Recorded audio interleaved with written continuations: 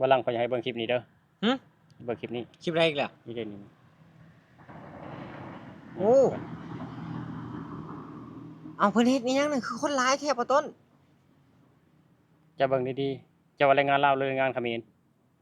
ลาวแล้วเบิ่งอันจากทางเขานั่นก็ลาวเด้บัดทางบ้านเฮาทางเวียงจันทน์หนองคายเนาะอืมอันนี้คือแรงงาน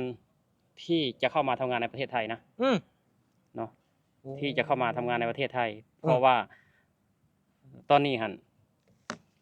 นายกรัฐมนตรีเขมรเพิ่นประกาศให้แรงงานเขมรกลับบ้าน แรงงานเราก็เลยดีใจเนาะยกไม้ยกมือห้องโฮเพราะว่าสิได้มาทำงานในประเทศไทยเลยดิ โอ้อันนี้บ่เพิ่นดีใจ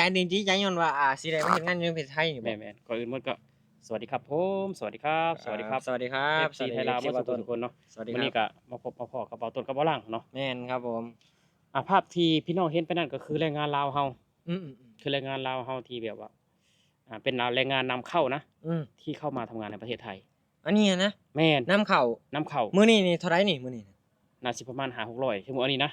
5-600เฉพาะด่านหนองคายนะนี่ โอ้ เฉพาะด่านหนองคาย คือด่านหนองคายนี่คนลาวนี่สิเข้ามาบ่หลายเนาะแต่ว่าเฮาเห็นก็คือหลายแล้วคันเข้าหลายที่สุดก็คือด่านสะหวรรณเขต โอ้ทางบ้านเฮาพุ่น ด่านมุกดาหาร วังเต่า อืม ด่านอุบลราชธานีเนาะคือเขามาหลาย เห็นบอกเขาดีใจฮะยกไม้ยกมือเสียงโหเสียงห้อง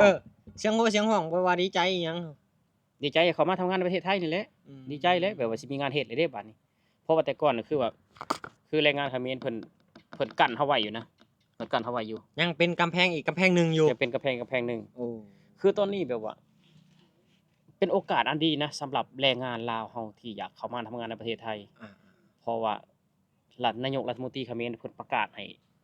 ประชาชนบ้านเพิ่นนี่กลับไปประเทศ อืม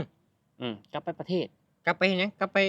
แนวใด กลับไปเฮ็ดงาน กลับไปเฮ็ดงาน เฮ็ดงาน ว่าจังซั่น เฮ็ดงานอยู่ บัด ประเทศ เพราะว่ามีความผิดพลาดอยู่กับไทยอยู่เด้ อื เนาะ ม สำหรับน้องๆที่เข้ามาทำงานในประเทศไทยก็คือแบบบ่ต้นไปอยากแนะนำเนาะสำหรับบ่ต้นก็คือเป็นพี่เลี้ยงคนหนึ่งนะเป็นคนที่มีอายุแล้วก็อายุงานแล้วก็อายุตัวจริงก็หลายแล้วที่มาทำงานในประเทศไทยบ่ต้นก็อยากฝากน้องๆที่เข้ามาประเทศไทยใหม่ๆเนาะคือว่าคนไทยนี่เพิ่นแบบเพิ่นคิดกับเฮาเลยเป็นพี่น้องกันนะเป็นพี่น้อง พี่น้องกัน แม่น โอ้ เพิ่นคิดกับเราเนี่ยเป็นพี่น้อง แต่ว่าคนลาวบางคนบ่ยอมรับเนาะบ่ยอมรับว่าไทยกับลาวเนี่ยเป็นพี่น้องกัน มักแซะไทยในเรื่องโลกโซเชียลมักแซะมักด่าบางคนก็มักด่าเนาะบางคนก็แบบว่าเว้าบ่ดีบ่ร้ายกับประเทศไทยนะทั้งที่ประเทศไทยนี่ให้แบบว่า ที่ทางทำมาหากินให้ชีวิตใหม่ก็เลยว่าได้ โยแนว บางคนนี่ได้เงินได้ทองพ่อแม่มีอยู่มีกินบางคนได้ลูกได้เมียอยู่ประเทศไทย อืมคือบ่ต้นบอกตรงๆเลยว่าบุญคุณประเทศไทยที่มอบให้เฮานี่มันหลาย หลายได้หลาย เพราะฉะนั้นแล้วเข้ามาแล้วบ่ต้นอยากให้ขยันอดทนทำตนดีๆเนาะเข้ามาเบิ่งสังคมบ้านเพิ่นว่าสังคมเป็นแบบใดเขาเอามาเอานิสัยบ้านเพิ่นเอาไปใช้อยู่บ้านเฮาเอาบทเรียนจากบ้านเพิ่นไปพัฒนาบ้านเฮานิสัยแบบใดในการมารยาทไปลามาไหว้เวลาขึ้นรถเวลาไปที่ชุมชนเนาะก็ให้เกียรติเพื่อนร่วมงานเพื่อนร่วมเดินทางบ่ใช้เสียงดังอยู่ในรถเมล์รถไฟฟ้าเวลากินขยะก็ต้องทิ้งลงถังขยะเฮ็ดบ่บ้านเพิ่นสะอาดอีบ้านเพิ่น แม่นๆๆบ่ได้มีขี้เหงื่อขี้หยัง บ่ขยะบ่มีคือบางคนในคนไทยสมมุติว่าซื้อลูกชิ้นในตลาดเนาะกินนำทางมาขยะนี่คือบ่เห็นถังขยะเพิ่นก็ใส่กระเป๋าเพิ่นเอามาถิ่มอยู่บ้าน บ่คือสิว่าจังซั่น แม่นเพราะว่าคือถ้าว่าเฮาถิ่มขยะลงข้างถนนเนาะคนอื่นก็สิแนม แนมแล้ว ว่ามารยาทเป็นคนไทยหรือเปล่าเพิ่นว่าแล้วนะ โอ้ เพราะว่ามารยาทของคนไทยเพิ่นบ่เฮ็ดแบบนั้นเพิ่นกินแล้วต้องทิ้งที่เขาจัดให้ทิ้งหรือว่าทิ้งลงถังขยะถ้าไม่มีถังขยะเราต้องเก็บมาทิ้งที่บ้านเก็บมาทิ้งที่บ้านเว้าง่ายๆก็คือว่าเจ้าต้องมีความรับผิดชอบ แม่นคือนี่แหละบัดต้นอยากให้คนลาวมาแล้วก็เฮ็ดให้คนไทยนี่รักเราให้ได้ นี่คือเป็นโอกาสอันดีนะที่เฮาจะได้พิสูจน์แล้วว่าคนลาวก็มีดีไม่แพ้ชาติไหนในโลกนะเรื่องนิสัยใจคอบัดต้นก็อยากให้แบบว่าให้เฮ็ดให้เพิ่นรักเฮาให้ได้ขยันอดทนเนาะคือคนไทยเพิ่นมักคนขยันเพิ่นมักคนอดทนเพ พูดจาดีอ่อนน้อมถ่อมตนคือว่าคนลาวเขาเป็นคนอ่อนน้อมถ่อมตนอยู่แล้วทุกคน แม่นนิสัยคนลาวเขาก็สิคล้ายๆกับนิสัยคนไทยเนาะอ่อนน้อมถ่อมตนแต่ว่า วัฒนธรรมมันยังคือกัน แม่นแต่ว่าคนไทยนี่เพิ่นสิอ่อนน้อมถ่อมตนกว่าเนาะนี่คือเป็นโอกาสอันดีแหละทุกคนเฮามาพิสูจน์กันเนาะว่าคนลาวเฮาก็สิได้ทำได้ดีประมาณใดเนาะนี่คือเพิ่นให้โอกาสของเฮาแล้ว ก็คือแบบว่าโอกาสของแรงงานลาวแบบมาเฮ็ดงานอยู่ในประเทศไทยของใครหลายๆคนแหละที่ว่า แม่นแม่นแม่น ตั้ง แม่นแม่ ควาน มฝันไว้ แม่น สิ แม่น นะ แม่น อยากมา แม่น เฮ็ดงานอยู่ไทยก็ถือ คือ ว่าตอนนี้จะมีโอกาสแล้วเนาะ คือตัวลาวคนลาวตอนนี้นี่ดีใจทั้งประเทศนะบ่ว่าแต่พ่อแต่แม่ลูกสิได้ไปทำงานประเทศไทยแล้ว โอ้ ลูกสิไปทำงานประเทศไทยแล้วครอบครัวสิมีแบบว่าชีวิตที่ดีขึ้นแล้ว อืม เนาะคือว่าบ่ต้นเห็นแล้วก็โอ้คนเขมรกลับบ้านเนาะบ่ต้นก็คิดว่าโอ้ประเทศลาวเฮานี่พี่น้องลาวเฮานี่สิได้มาทำงานประเทศไทยหลายขึ้นเนี่ยก็ดีใจทุกคนก็ขอบคุณนายกรัฐมนตรีเขมร โอ้ เนาะ ที่แบบเพิ่นให้โอกาสคนลาวเฮา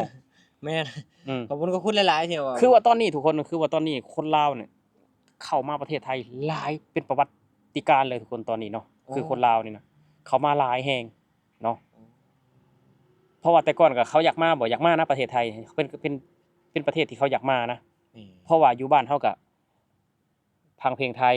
อืม ดูละครไทย อืม ใช้ของไทย แม่น ใช้เงินบาทไทย อืม ทุกสิ่งทุกอย่างต้องเป็นไทยอ่ะ 80% นับแต่เกลือแป้งนัว 80%ในชีวิตเนาะคือคนลาวเฮานี่ต้องยุ่งเกี่ยวกับประเทศไทย โอ้ เออ บ่ว่าการแป้นพิมพ์ในโทรศัพท์ก็พิมพ์ภาษาไทย แม่นๆๆ บ่ว่าตั้งชื่ออยู่ในแพลตฟอร์มต่างๆก็เป็นภาษาไทย อืม ส่วนภาษาลาวนี่ก็คือว่าอยากน้อยนะ อยาก บาง น้อ คน ย สังเก แล้ ต ว เห็น บ่ค่อยใช้ คือว่าต้นสังเกตเห็น บ่ล่างคือว่าตั้งชื่อก็คือเป็นภาษาไทยเนาะ ภาษาไทยบาลังก็ได้ภาษาไทย อืม ชื่อ นี่แหละบ่ต้นจริงเว้าได้ว่าคนลาวนี่เกี่ยวข้องกับประเทศไทย 80% ว้า 80%ทุกคน 80%เลย แม่น โอ้โหทุกคน เข้ามาแล้วก็ให้ทำตัวดีๆเนาะทุกคนสำหรับน้องๆที่เข้ามาประเทศไทยใหม่ก็มันบ่ยากหรอกในการปรับตัว บ่ยากก็สิ่งสำคัญก็คืออยากให้เบิ่งหั้นแหละว่าเพิ่นใช้ชีวิตจังใดนิสัยวัฒนธรรมเพิ่นเป็นแบบใด แม่ ก็อยากให้เบิ่งมันบ่ยากดอกที่เฮาปรับตัวเข้าหาเพิ่นบ่ยากบ่ต้นคิดว่าเนาะบ่ต้นมาใหม่ๆก็คือว่าบ่ต้นก็ต้องนี่แหละสิ่งสำคัญก็คือบ่มีโรงเรียนนะที่แบบสอนให้เฮารู้จักมารยาทไทยมีแต่เฮาสังเกตเอง โอ้เฮียน ว่า หูไปในโต เรียนรู้ไปในตัว โอ้ อืม ว่าเพิ่นใช้จังได๋เพิ่นกินจังได๋เพิ่นมารยาทของเพิ่นจังได๋เพิ่นนิสัยใจคอแบบใด อืม ก็ให้เบิ่งเนาะทุกคนเบิ่งแล้วก็เฮาก็กลับไปพัฒนาประเทศเฮา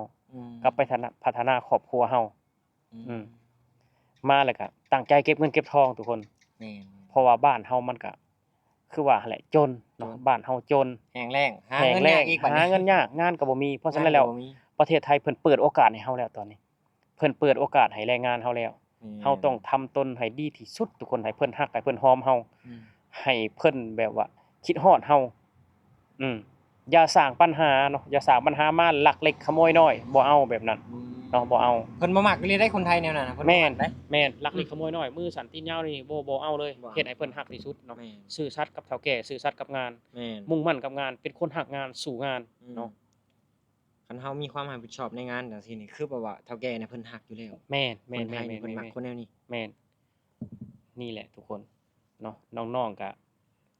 สิได้ผลประโยชน์จากประเทศไทย โยได้หลาย เนาะ อยู่เด้บ่ต้น เออ เพราะว่าฝากมาให้พ่อให้แม่อยู่ทางบ้านเฮาแน่ แม่น แล้วก็สร้างบ้านสร้างหยังชื่อดีดินที่เฮือนก็ว่ากันไปเพราะว่ามาหาเงินอยู่พี่มันได้หลายอยู่แล้ว แม่นทุกคน อืม สำหรับคนใดที่แบบว่าเขามาประเทศไทยนะถ้าทำตนได้ดีประหยัดอดทนอดออมนี่คือว่าชีวิตเปลี่ยนเลยนะ เปลี่ยน จากคนที่บ่เคยมีบ้านก็มีบ้าน จากคนที่บ่เคยมีรถก็มีรถ อืม จากคนที่บ่เคยมีที่ดินก็มีที่ดิน อืม เนาะชีวิตเฮานี่หน้ามือไปหลังมือเลยความเปลี่ยนทุกคนความเปลี่ยน แม่ บ่ต้นบ่เว้าคืออื่นไกลดอกบ่ต้นเองนี่ล่ะบ่ต้นตอนอยู่บ้านก็บ่มีอิหยังเนาะคือพ่อแม่ก็มุ่นมั่งมรดกก็เพิ่นบ่มีให้ลูกก็หลายคนเพราะฉะนั้นแล้วบ่ต้นมาทำงานในประเทศไทยบ่ต้นจริงประหยัดอดทนเนาะทุกคนอดทนสู้งานเฮาอยากได้หยังเฮาก็ประหยัดเอา อืม หาซื้อไว้เก็บไว้บ่ว่าที่ดินบ่ว่าแต่สิ่งใดที่มีคุณค่าเนาะเพื่อไปใช้อนาคตบาดเฮาเฒ่าเฮาแก่ แม่น อืม เพราะว่าทางบ้านเฮามันก็จังไดล่ะค่าแรงมันต่ำ ค่าแรงมันต่ำงานมันน้อย อืม งานมันน้อยทุกคน เพราะฉะนั้นแล้วนี่แหละคือเป็นโอกาสอันดีเนาะทุกคนบ่ต้นก็อยากขอบคุณประเทศไทยเนาะที่แบบว่าให้โอกาสแรงงานบ้านเฮาหรือแรงงานลาวบ้านพี่เมืองน้องเนาะ แม่น สำหรับบ่ต้นว่าเป็นบ้านพี่เมืองน้อง อืม เพราะว่าทุกสิ่งทุกอย่าง บ้านเฮากับประเทศไทยก็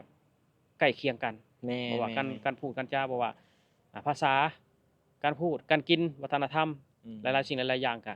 คือแบบคล้ายกัน 100%นะทุกคนเนาะอะสำหรับคลิปนี้เนาะทุกคนบ่าวต้นก็สิเอาออกมาขอบคุณประเทศไทยเนาะ แม่น แล้วก็อยาก ขอบคุณ ออกมา หลาย เตือน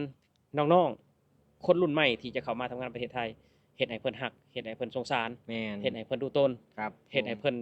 คิดว่าเฮานี่เป็นสายเลือดของเพิ่นเนาะมาแล้วก็สะสมประสบการณ์บทเรียนสิ่งใดที่ดีๆก็เก็บไปพัฒนาบ้านเฮาเก็บไปพัฒนาครอบครัวเฮาเนาะสำหรับคลิปนี้บ่าวต้นกับบ่าวหลังก็ ครับผม สิขอลาพี่ลาน้องไปแล้วขอบคุณ FC ประเทศไทยเนาะขอบคุณประเทศไทยที่ให้